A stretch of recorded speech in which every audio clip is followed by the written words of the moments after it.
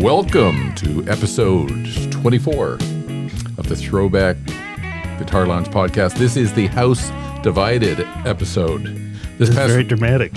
I know, I got to get into it now. This past week in Michigan has been, the great state where this podcast originates, has been Rivalry Week. Or some people call it Hate Week. I said you would be in charge of this. You're taking it into a dark zone right off the bat. You want that back up. Yeah, put that back up. So I want to tell people. So the reason why it's called Hate Week is because today, Saturday, October 25th, it will be the 118th meeting between the football teams between Michigan State Spartans and the University of Michigan Wolverines. And you've got a kid at U of M.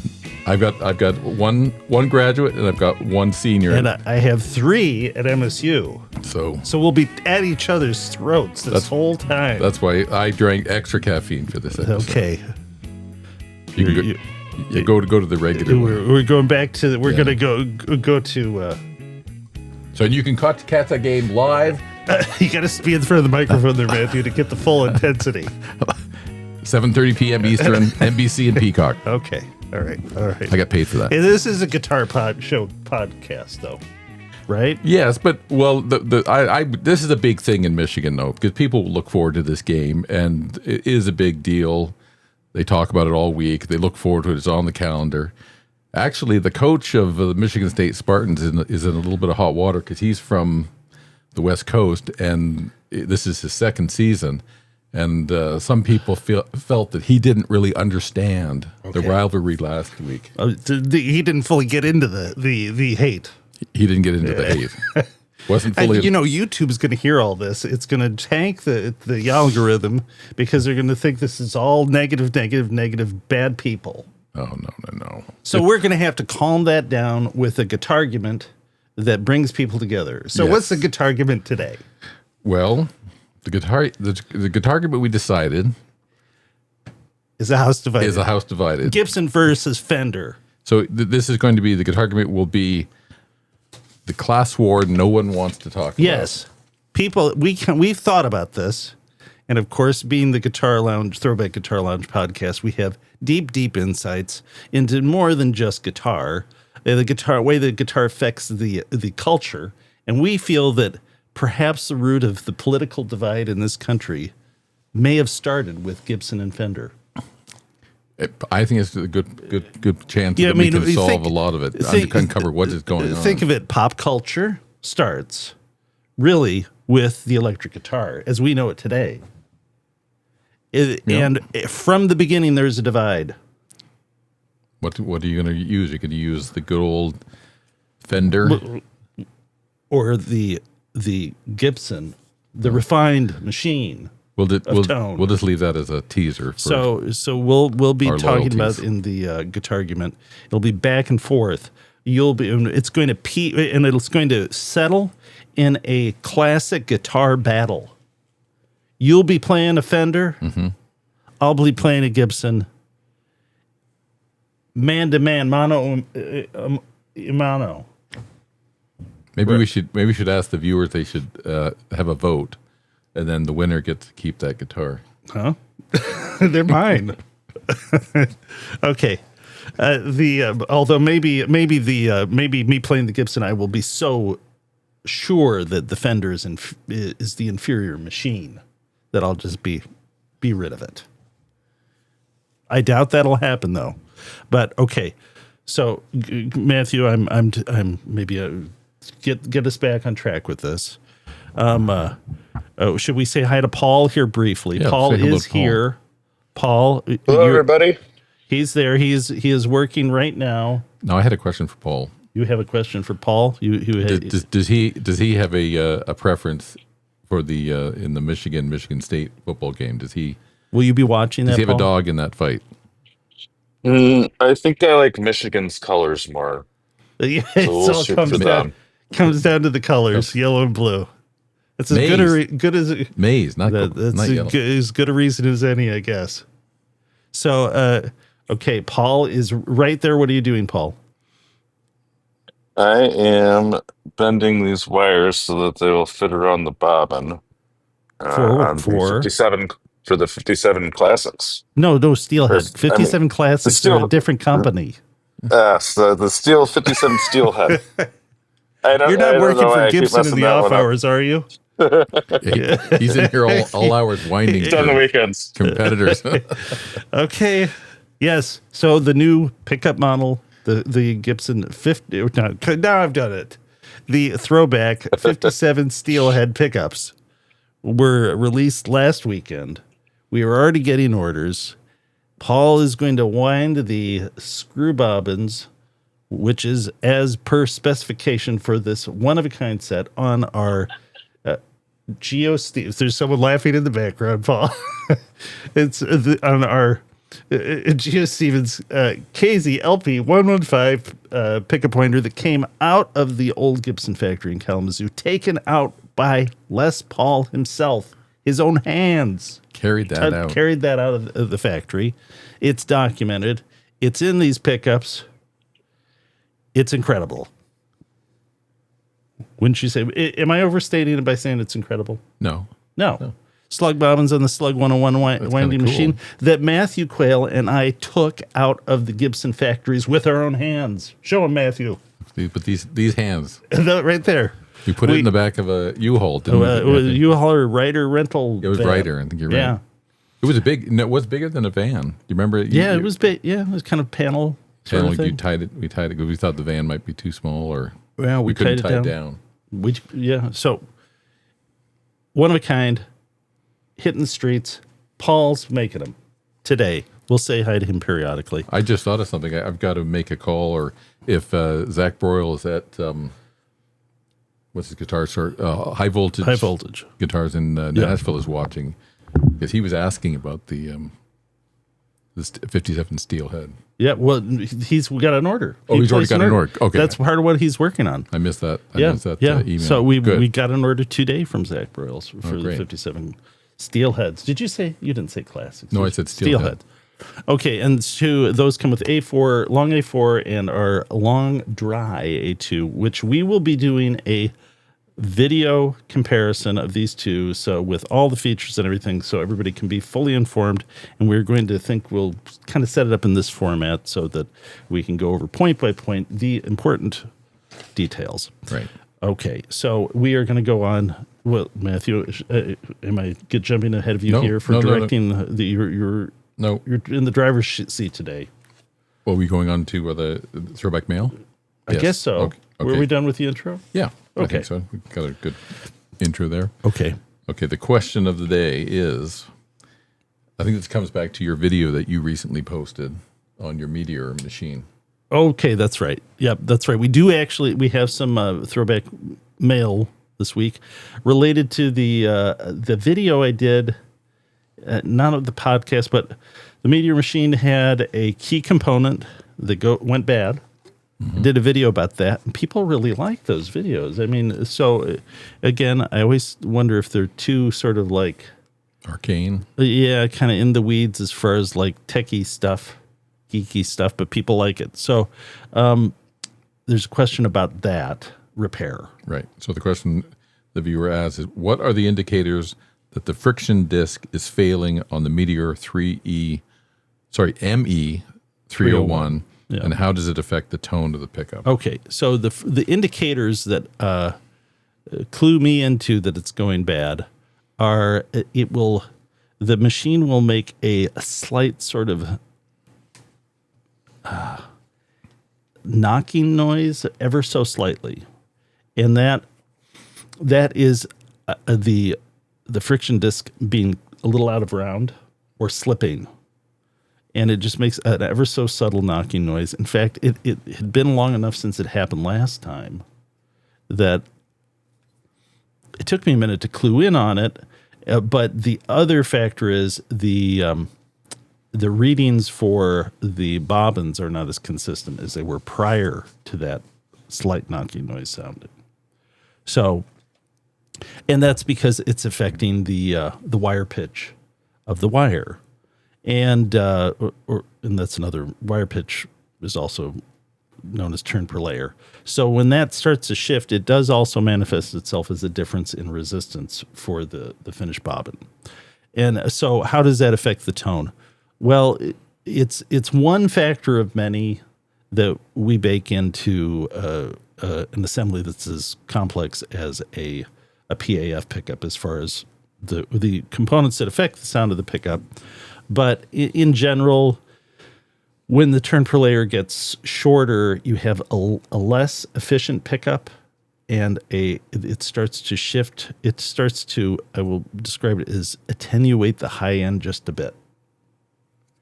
And it's a subtle difference right off the bat.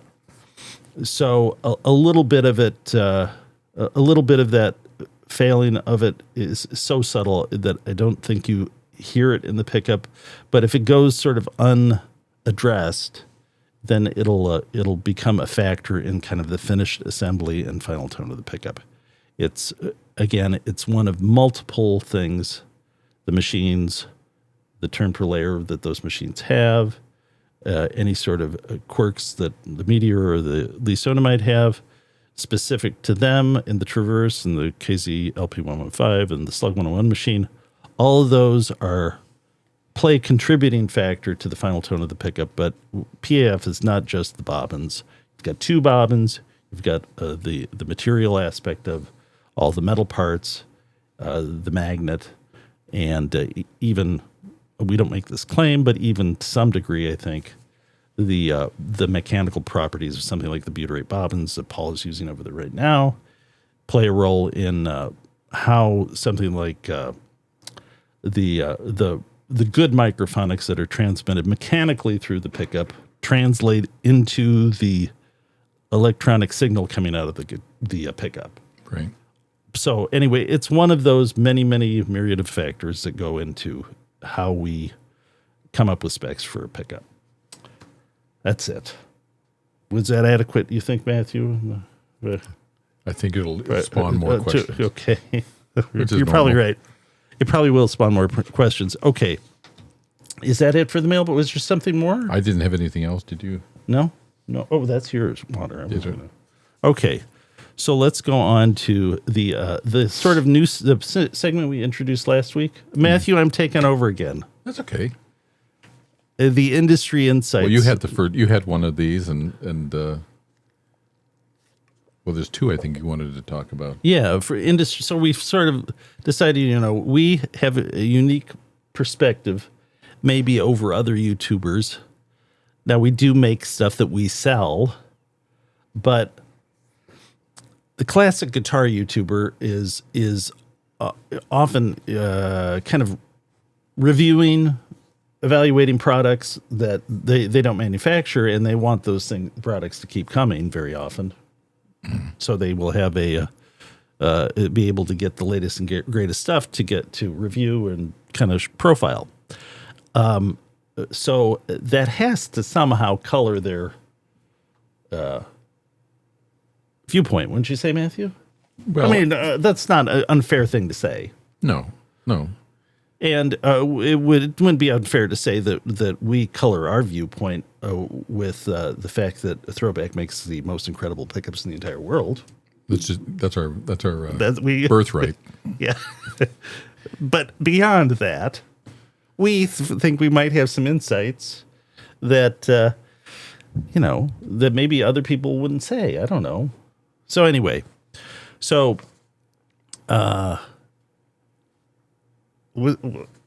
of those that I probably maybe shouldn't have. Okay, so last week we shot the video.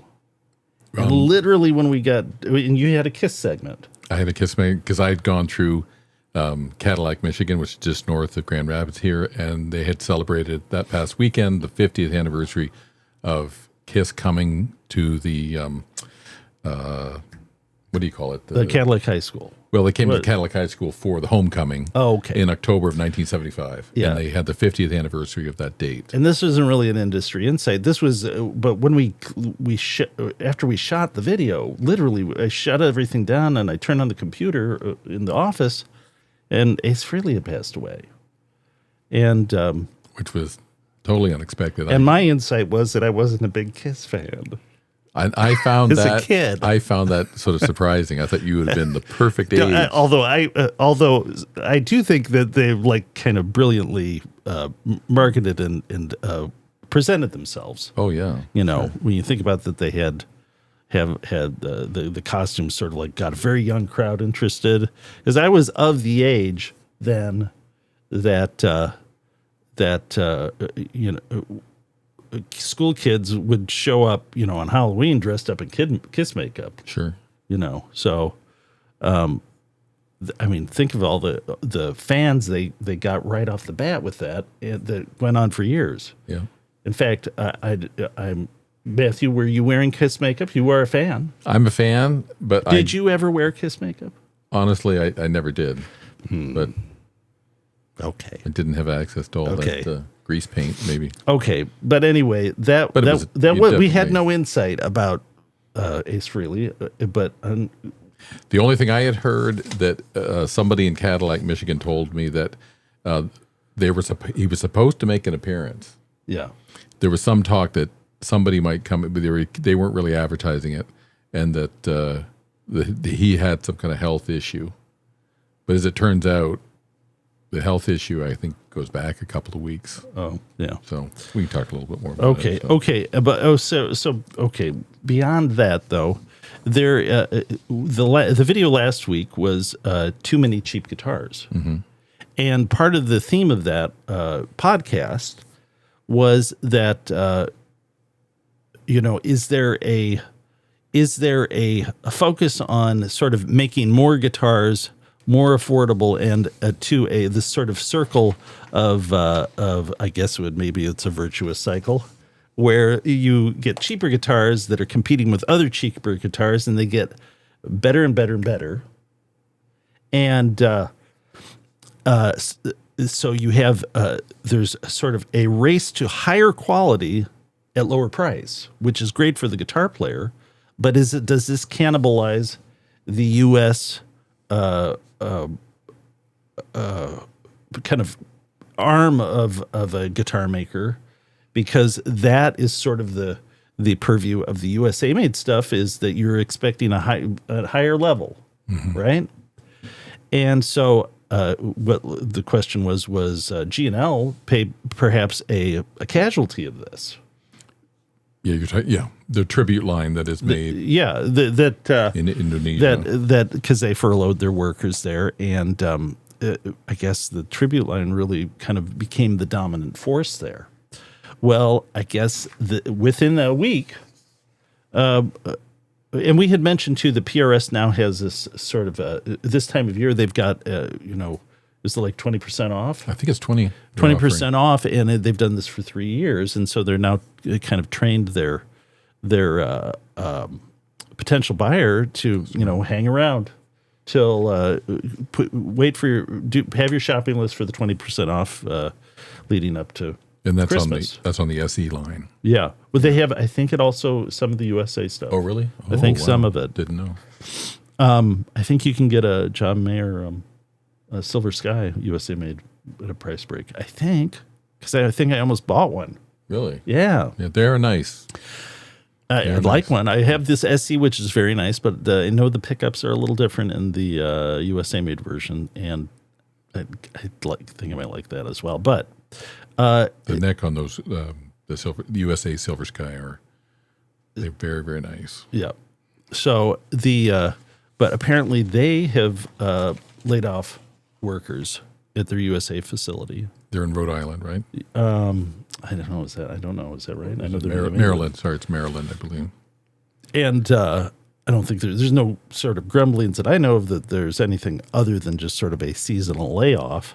But I think I don't think it's a regular thing they do. And so we wondered, like, is that a symptom of this of having a facility because they're part of the core? Again, to yesterday's or not last week episode, we mentioned the Cortec facility that Phil McKnight had visited, and now, by the way, there's a lot of video contact of that visit he did that's very interesting. They obviously make very high quality instruments at all price levels there. And PRS has obviously a real commitment to that facility. Has that affected their production in the U.S.? I don't know, but perhaps something like a layoff it's certainly saying something about the demand for guitars, and people are saying that the tariff is basically eating at their actual profit margin.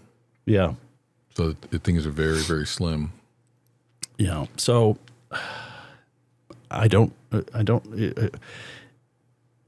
know how much of an insight that is, but it does. I think the insight. I guess the insight is that there is some level of trouble brewing that must be related to tariffs, and also the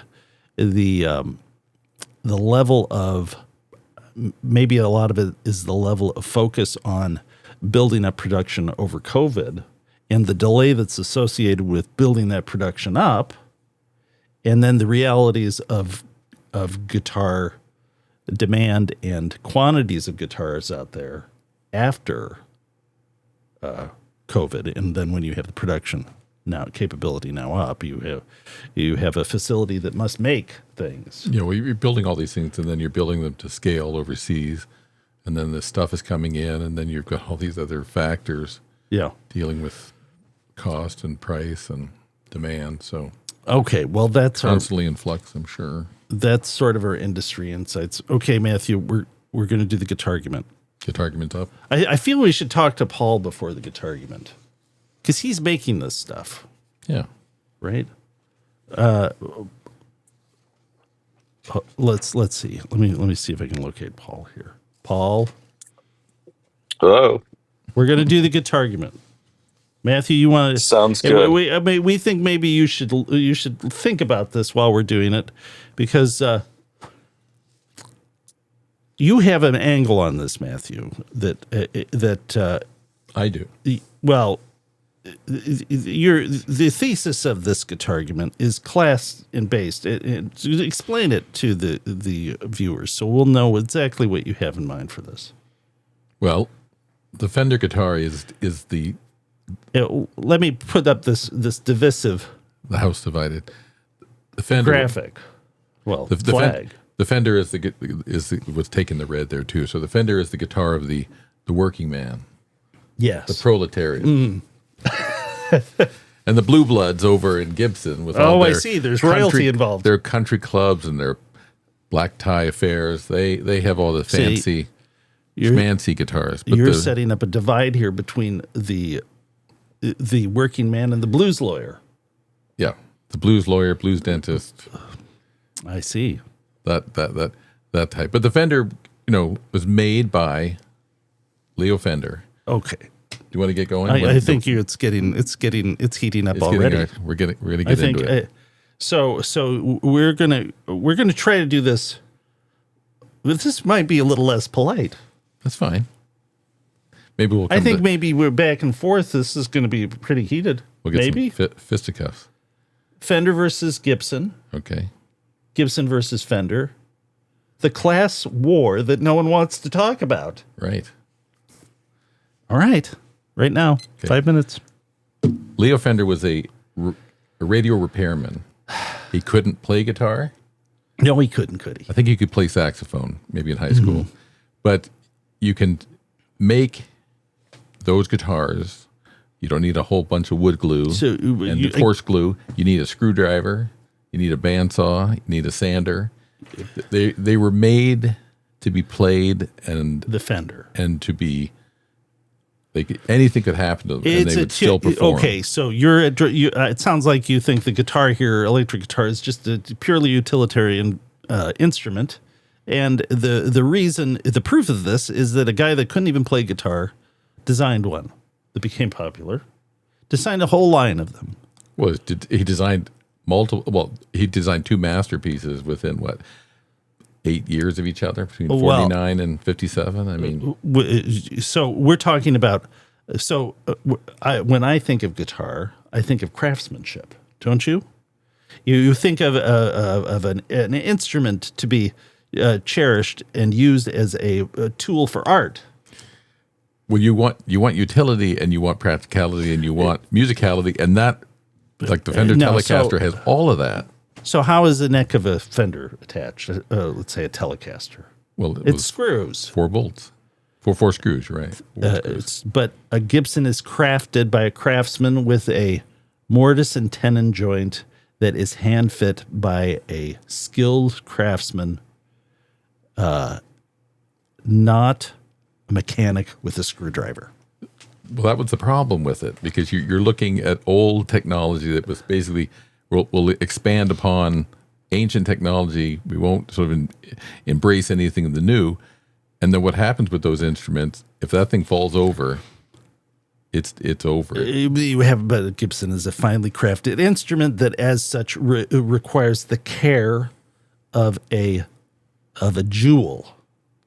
I know, but put that into a rowdy bar, and what have you got? But A lot of splinters. You're making it sound like the rowdy bar can't appreciate the craftsmanship of the guitar and the artistry that comes out of it.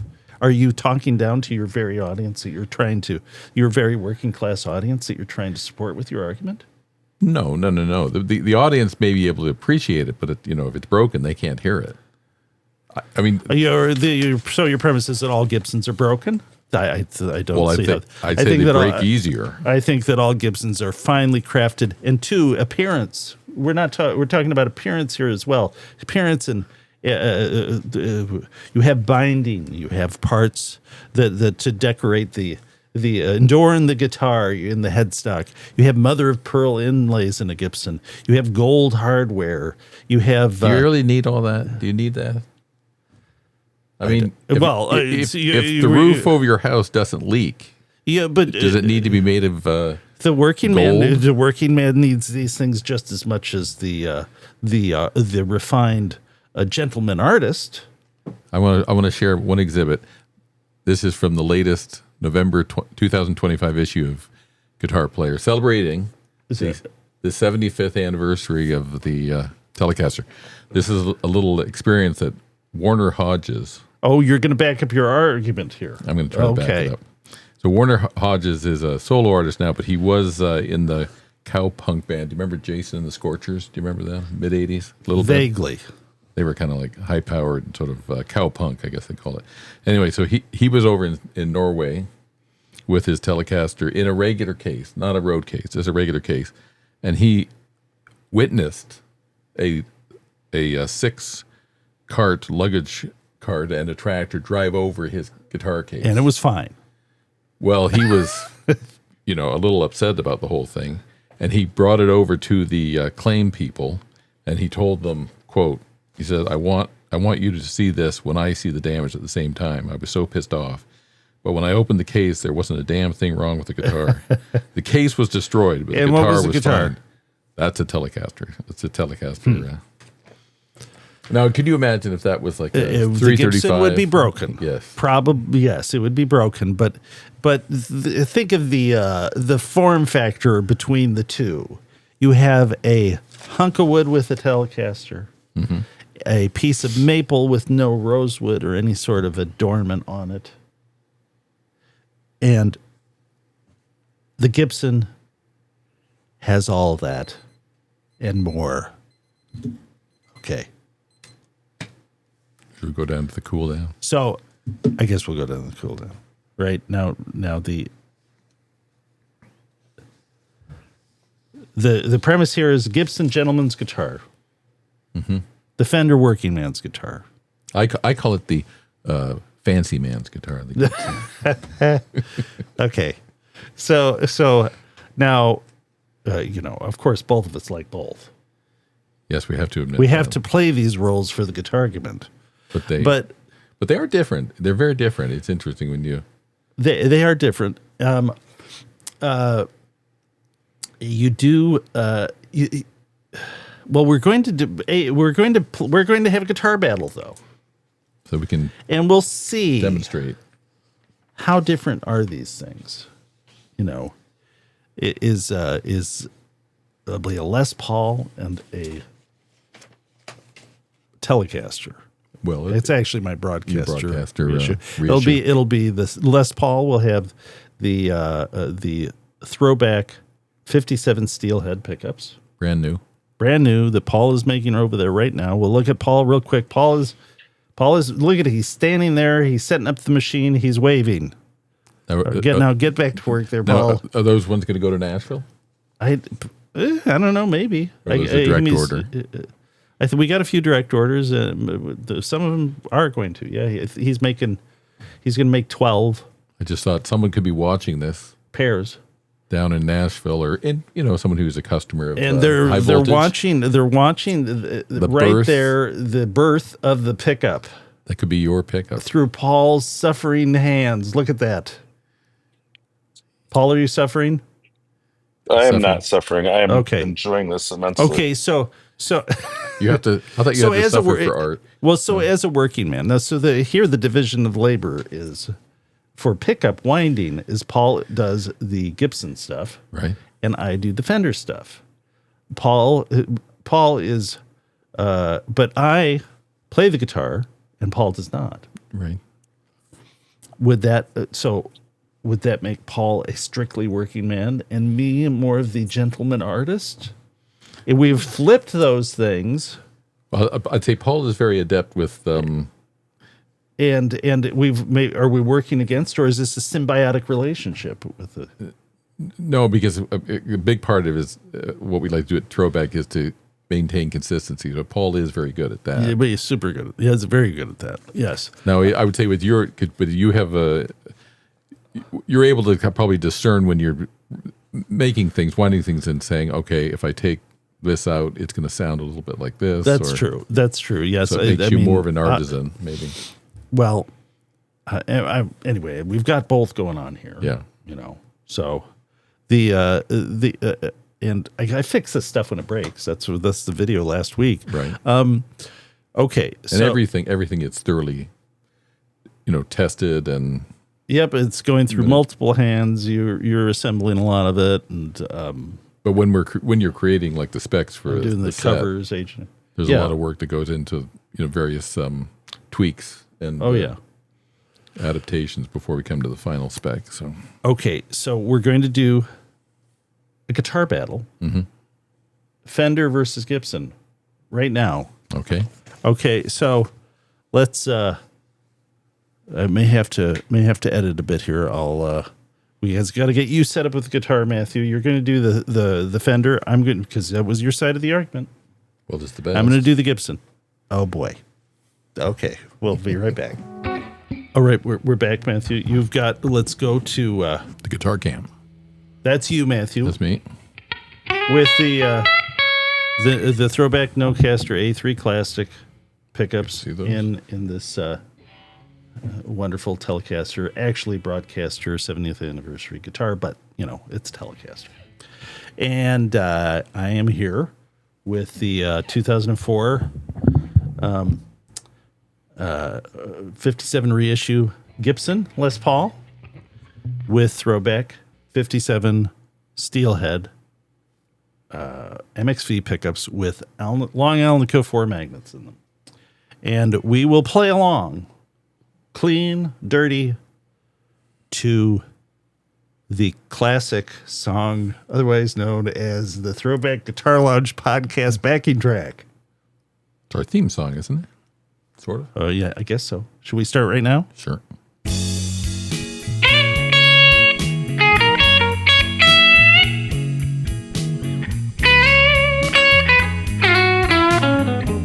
That's the Gibson with the throwback pickups. That's Matthew with a Fender.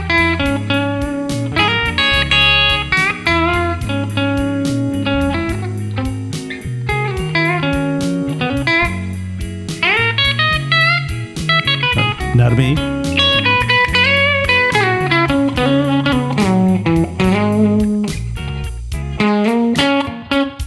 Again, this is Les Paul.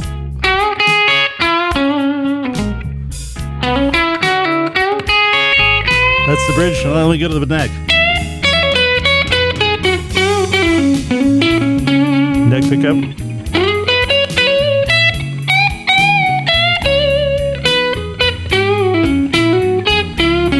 Let's go to the middle.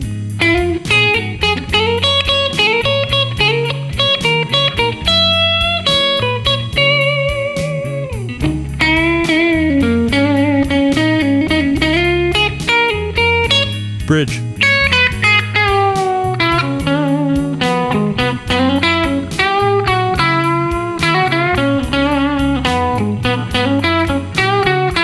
Now let's go to Matthew. Okay, this is the neck. Then Telecaster.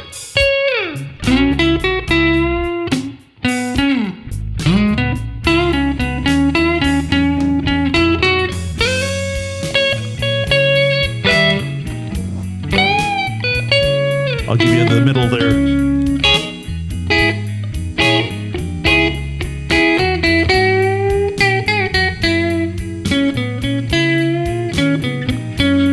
Should we do dirty tones here, Matthew? Sure.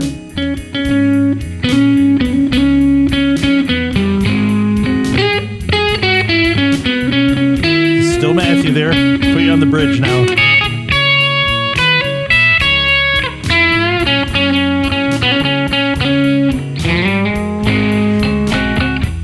Okay.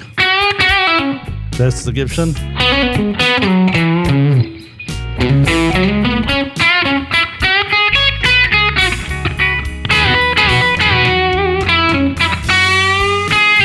Matthew.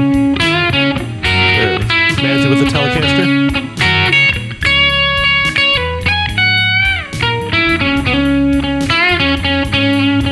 Let's go to me with the neck pickup. On the Les Paul. Matthew, your turn. That's the neck pickup too. On the Telecaster. Okay, I'll do the middle. Middle on the Les Paul.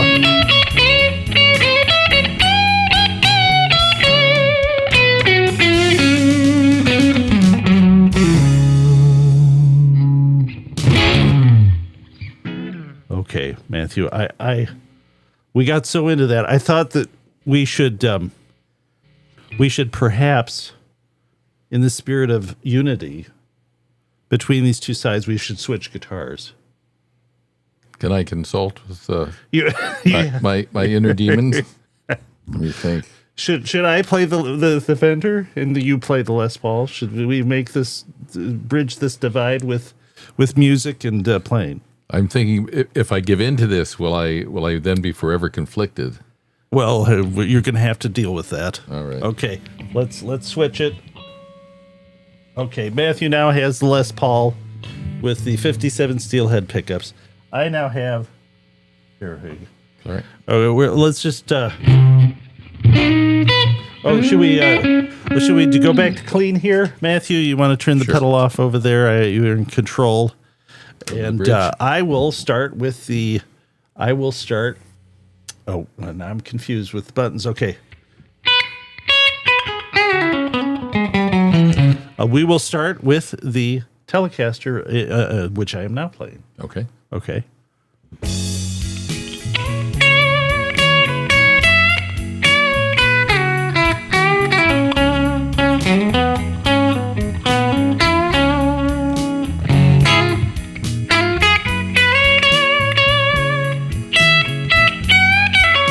That's the bridge pickup. Let's go to the next.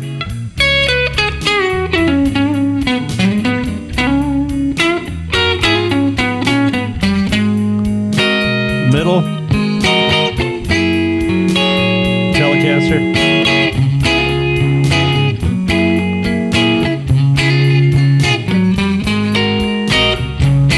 Not Matthew.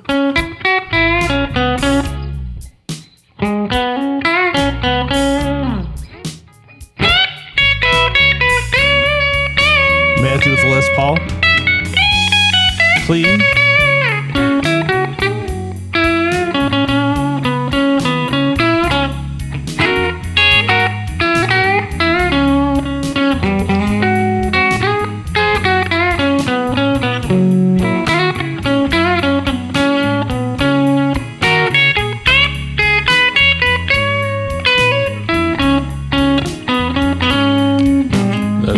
Neck pickup on the Les Paul.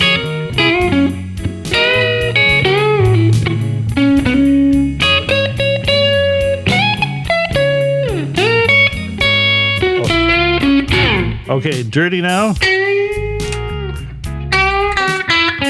You got the button push there, Matthew? That's it. Telecaster, Les Paul, dirty bridge.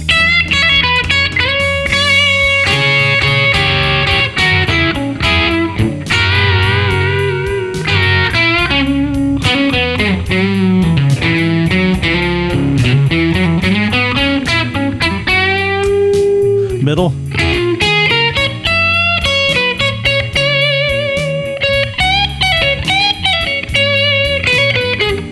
Telecaster still. Now neck.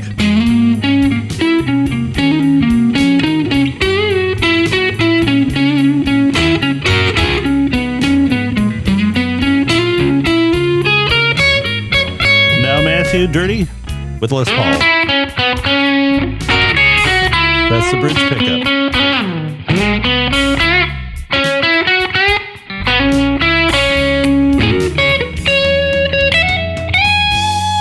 Neck pickup now. Les Paul, Matthew. Now the middle.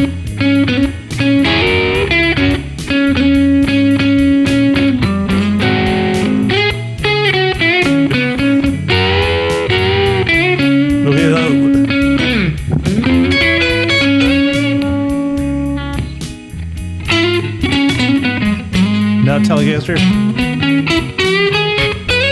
Neck pickup.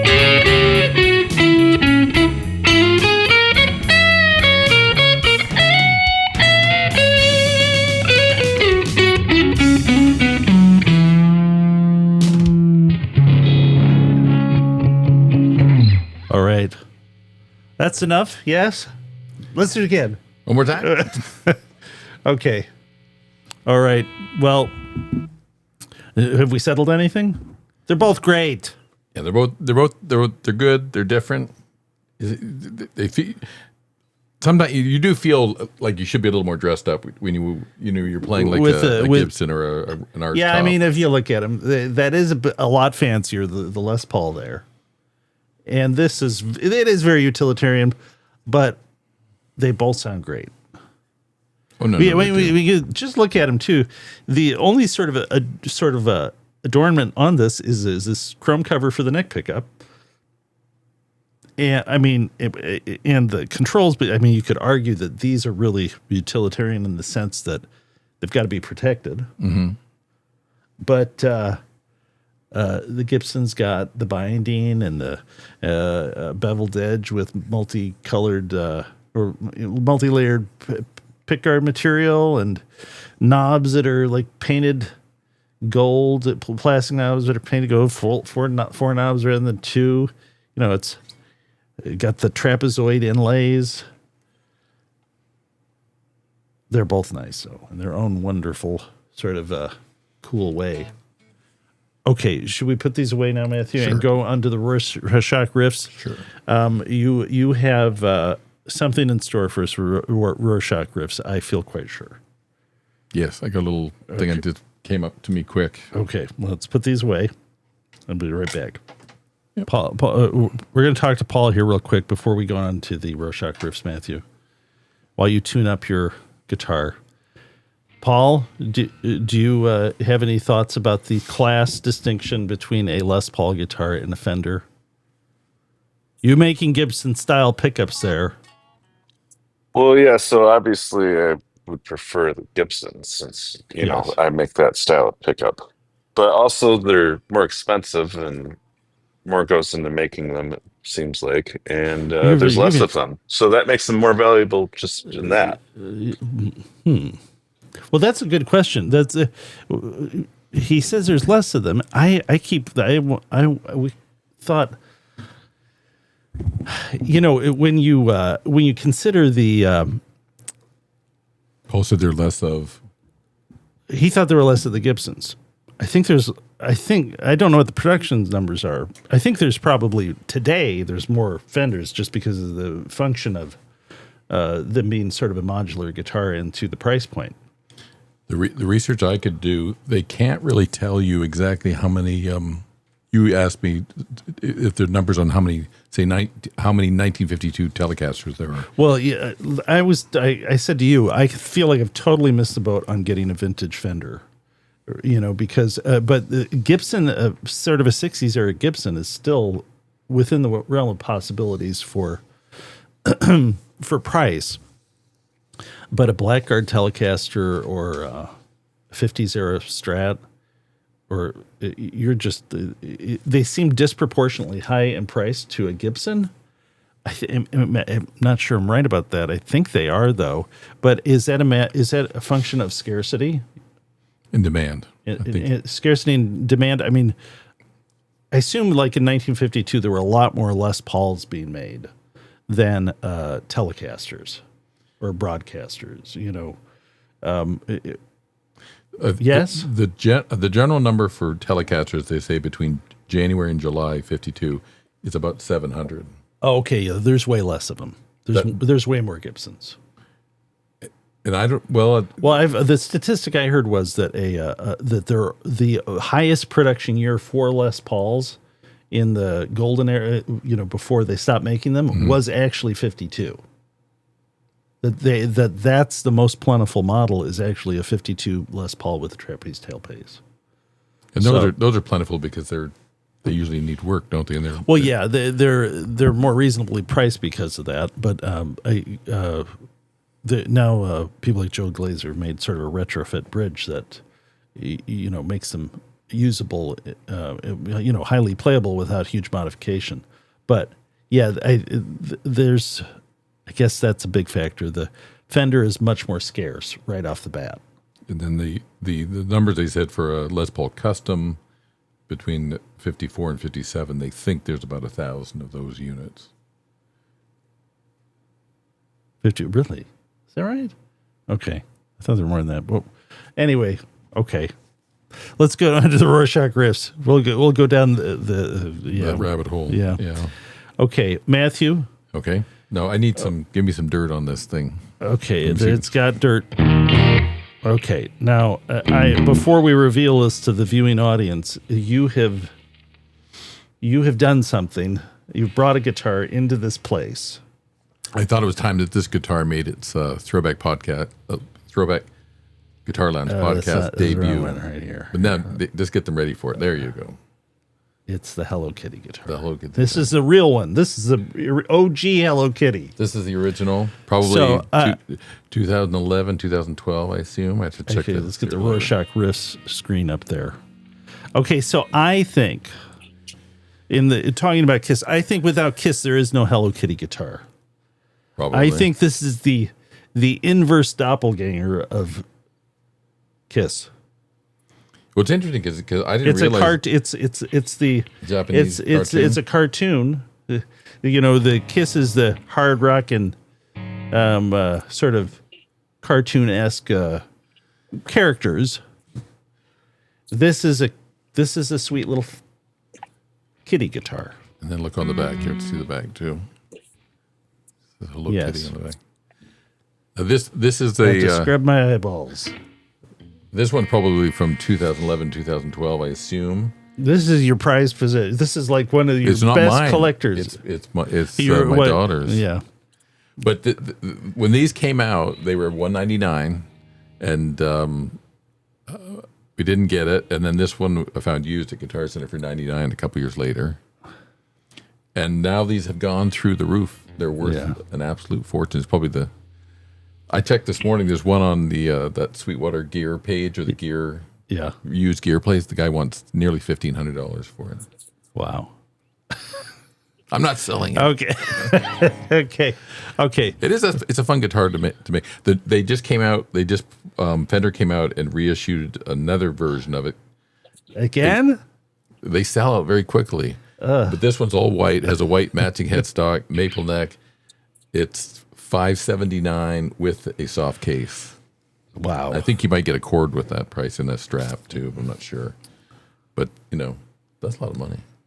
Or you can get one of these. Okay, you spend $1,500 and get the real one. Okay, so Do you want to explain Rorschach riffs? Okay, so again, Rorschach riffs are Matthew or I, but Matthew usually will come up with a series of 4 signature riffs from well-known songs, right, Matthew? Popular song. Popular songs that I and the audience will need to identify.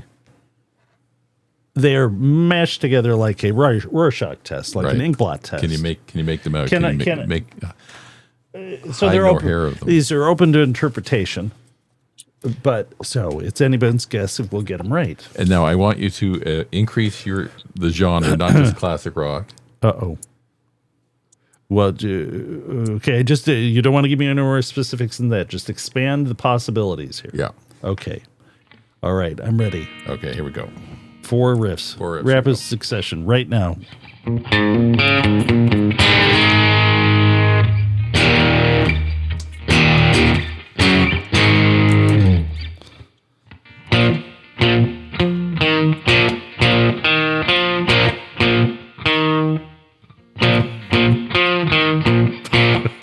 I need more distortion. Okay, I can give you more. Hold on. That didn't seem right. Okay. Okay, that's what I need a little more. All right. Okay, hang on. We'll start from the top again. He's got it well practiced, clearly. I did. I don't have as much distortion here.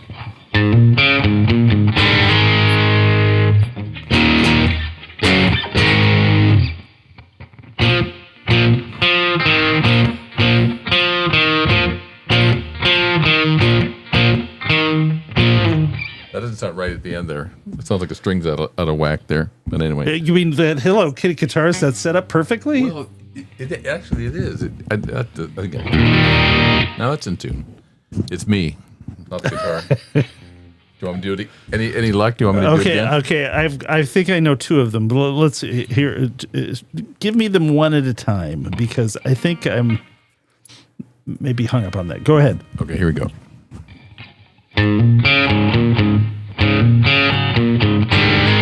Is that 1? That's 2. That's 2. Okay. Hold on. Need a little more? Okay. more of any of them? I think I know 2 now. Oh, good. Okay, hold on. Okay. All right. Give me. Let's hear 3.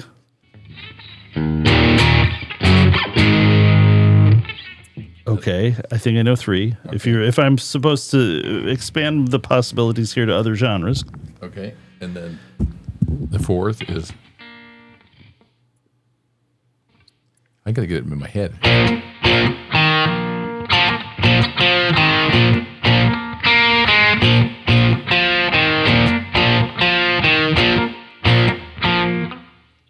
I can't think of it in my head. I'm trying to. Like, You've practice frozen. a stupid thing. this is a hit song.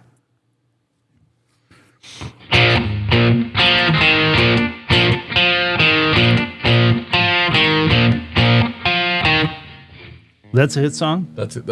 It was a hit song, Well, give me the year. but not in 90s. Not in what? It's like a dance.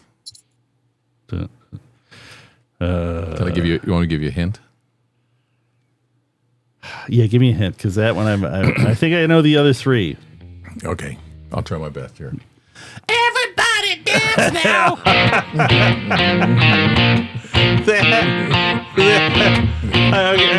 I never think of a guitar part with that. It's not really guitar, but it's sort of like I tried to do Is it on there the a guitar. It's got to be a guitar riff. Well, it's sort of a guitar riff. You're running out of ideas. No, you're mimicking something else. Well, I'll Is that a guitar? Is there a guitar in there doing that? I think so. Is there? Okay. I'm going to say there All is. right. I don't know. It's a riff. Though. I'll blame Well, that. maybe it is. I'll blame that on Deirdre, my wife. Okay. She said Yes, you should blame do her. that one. Blame her. She suggested it, so I said okay. Okay. Number 1 is Mary Had a Little Lamb. Yeah. Stevie Ray Vaughan. Number 2 is Smoking in the Boys' Room. Smoking in the boys room. No, that could be, but it. No, I was trying to do. Okay, wait. Let me do it again. I'll Play do a it. little more. I'll See play if a I can little get it.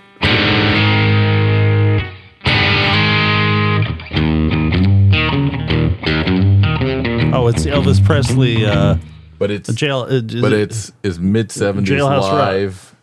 Little little band from Texas. Is it, it's Jailhouse Rock though, right? Yeah, from Fandango. Okay. Well, I think I. You're get, right. I think I could get Smoking in the Boys. I think you could definitely get that. Yeah. Okay. They're very 3 similar. is Knock on Wood.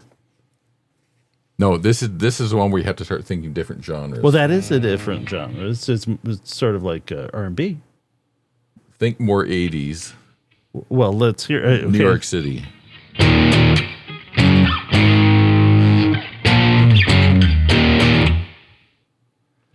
Oh, wait, do it again.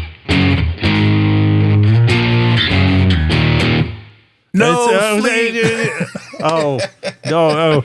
Actually, I was going to say I was going now. I know it. No, yeah, it's Beastie Boys. But I was actually thinking for a minute. I was thinking it was Twisted Sister. Yeah, What would the song have been? I don't know. You need you when you do it, you need a guitar that has like almost no mid range at all. It's very That it is the Knock on Wood progression there. is it? Yeah, up Yeah, you guys until right, knock. Well, okay, I got that one wrong. Okay, and the fourth one. Well, you already told us that was "Everybody Dance Now" by. Well, that's the bracket, but the real name of the song is what? I think it's called "Gonna Make You Sweat." CC and the Music Factory. Oh, okay, all right. I got to do one of these next time. You're just pulling stuff out of nowhere. Okay. All right, put your Hello Kitty guitar. Be careful with that thing. Yeah, this whole original too. I was gonna switch You're very it out. proud of it. Well, I was gonna switch the pick out. Don't do that. You'll ruin it. And it is kind of a little fun guitar. And then I'm sure everybody knows if you go onto YouTube, you can see all sorts of shredders playing these things. Yes. So it's kind of a goofy thing, but it's neat. Okay. All right. Put this away. Put it away. I'll even give you a drum roll. You can hold that up at the end of the night. Yeah. Okay. So Are we on to? we're on to your musical musings, Matthew. Okay. Now, I just wanted. Well, to, let's see if Paul knew any of those songs. Yeah, did Paul know any of those? We don't have We a didn't qui- include Paul. We don't have a quiz for Paul this week. But Paul, while you're making the 57 Steelhead pickups, throwback 57 Steelhead pickups there, did you identify any of those songs? No Sleep Till Brooklyn. That was it, though. Did you actually know that one? From the From the riff. Wow. That's pretty good. So I was trying to. We should have included Paul in that. I was sort of thinking of him when I did that. I said, "Oh, Paul will probably get that." Okay. Nah, I never get any of them. Yeah. Okay. Well, you go get. He's working hard there. Let's go back to Matthew here. Okay, Matthew. It's Okay. time for music. It's that time of the show where Okay. you get to muse musical, and Okay, so we've had the unfortunate passing of Ace Frehley, but I'm gonna.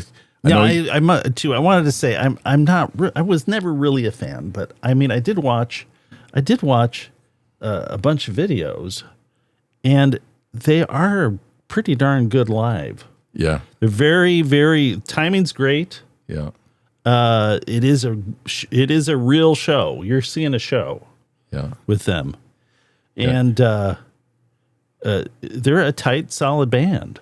Yeah. No, what you were looking at the original? Yeah, the Four original. members Yep. playing. Yes. Yeah. Yeah, and the guitar tone's pretty darn good too with Ace Frehley. You know. Yeah. So unfortunately, and Ace was, I believe, the youngest of the four and the first one to go. But on the positive note of his contribution, because I was really surprised last week when you said I wasn't really a fan, but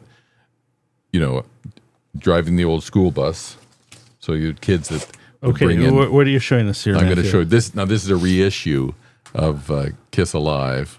And this is at Cobo Hall, right? Then the back is a picture of Cobo Hall. People can Yeah. see it there.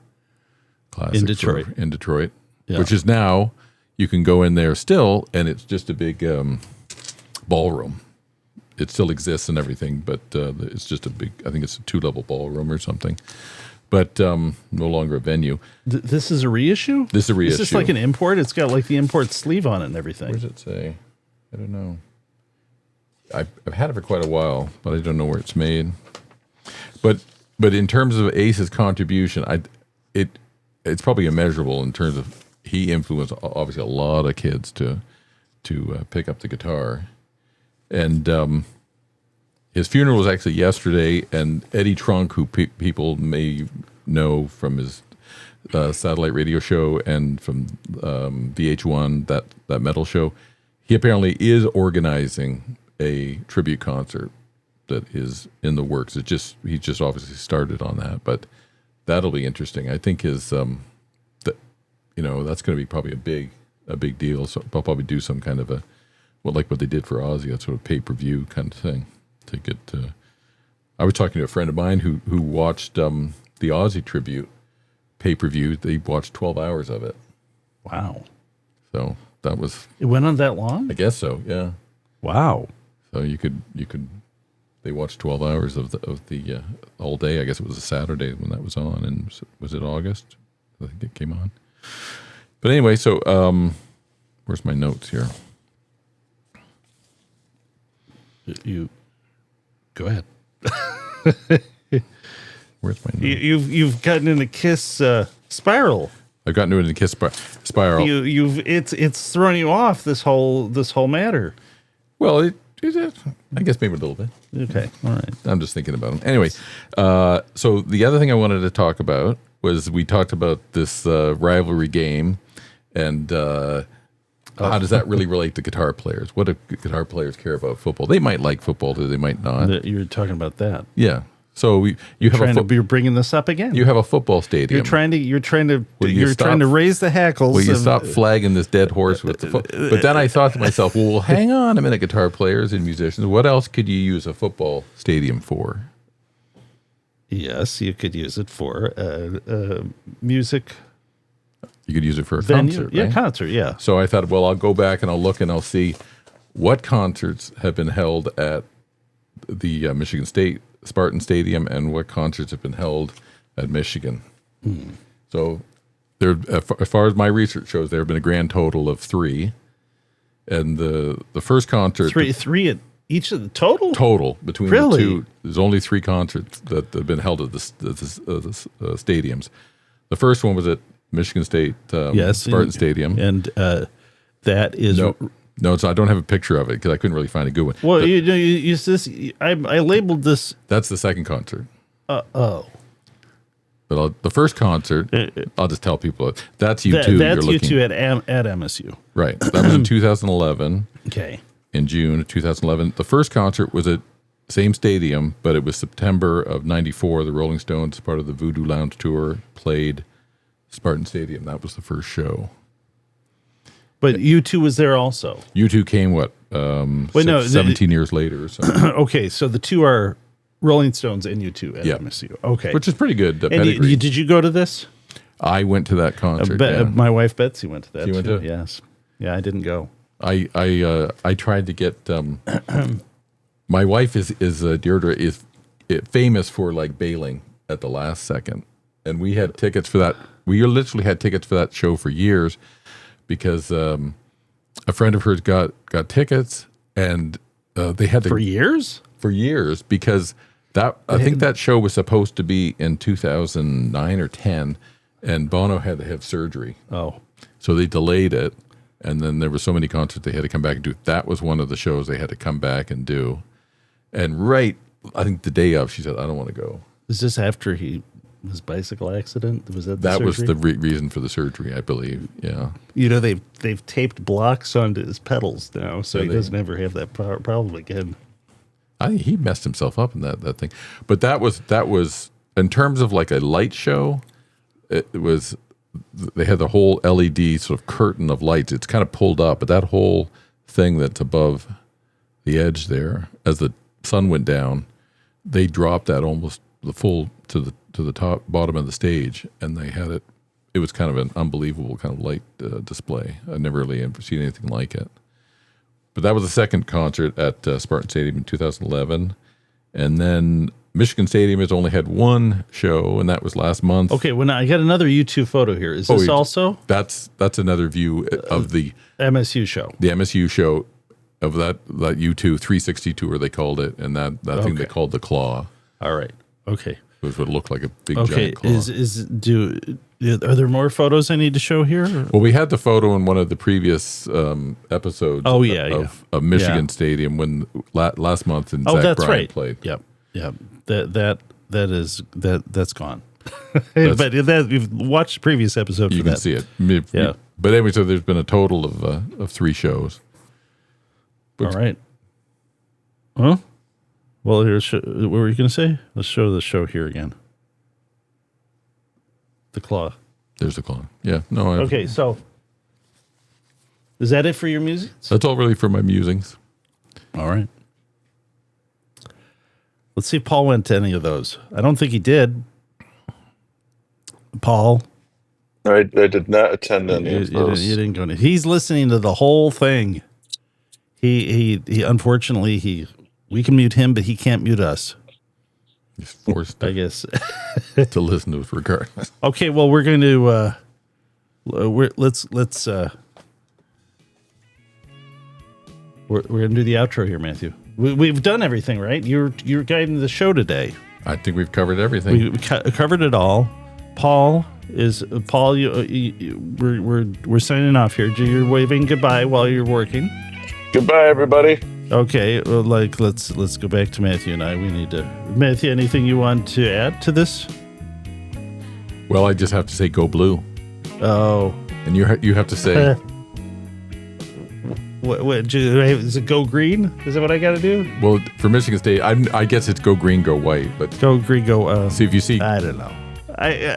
I'm not into that. You're not so big much. into it. Nah. Yeah. I mean, sort of. I want peace and harmony. Oh, peace and harmony. I guess. They'll have that afterwards. After Yeah. After they pummel they've each other. thrashed each other, Yeah. then they get Okay. together. Well, maybe you got a point there. Okay. Thanks for watching. Thanks for watching, everybody.